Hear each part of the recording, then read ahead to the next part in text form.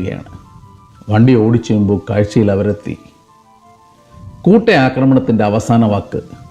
കാട്ടുനായ്ക്കൾ കുറേ എണ്ണമുണ്ട്. JLR വാഹനങ്ങൾ മുമ്പിലുണ്ട്. വലതുവശത്ത് കിടന്ന മരക്കുറ്റിയിൽ കയറി വട്ടം കറങ്ങി നിൽക്കുകയാണവ. നമ്മുടെ കടന്നുവരവ് അവയെ അവിടെ നിന്ന് മുന്നോട്ട് പോകാൻ പ്രേരിപ്പിച്ചു.